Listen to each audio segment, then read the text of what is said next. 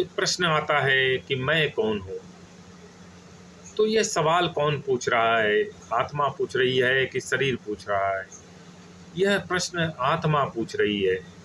तो इसका जवाब भी होगा कि जो पूछने वाला है मैं कौन हूँ, इसका जवाब है मैं चेतन आत्मा हूँ। क्योंकि शरीर यह सवाल नहीं पूछ सकता। पशु पक्षी जीव जंतु के पास शरीर होता है, आत्मा नहीं होती है।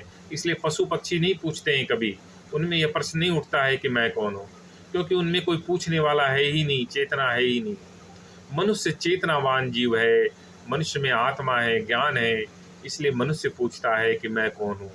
तो इसका जवाब है कि मैं चेतन आत्मा हूँ, मैं ब्रह्म हूँ, मैं ज्ञान हूँ। और यही ब्रह्म, यही चेतन आत्मा जब धर्म ग्रंथ मिलती है, इसको रामायण मिलती है, धर्म ग्रंथ का ज्ञान मिलता है, तो ये चेतन आत्मा और परम ज्ञान को पाकर, दिव्य ज्ञान को पाकर, ब्रह्म को पाकर और चमकने लग जाती है और बुद्धत्व को प्राप्त कर लेती है। रामायण दुआ है, सरुज शरीर बादि बहु भोगा, बिनु हरि भगति जाय जब जोगा। जाय जीव बिनु देह सुहाई, बादि मोर सबु बिनु रघुराई।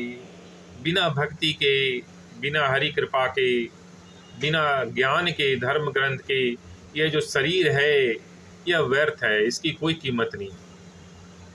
चेतन आत्मा की ही कीमत है। वो जो चेतन आत्मा इस शरीर के अंदर बैठी है उसी की कीमत है। उस चेतन आत्मा को अगर ज्ञान नहीं मिलता है, भक्ति नहीं मिलती है, तो इस शरीर की कोई कीमत नहीं है।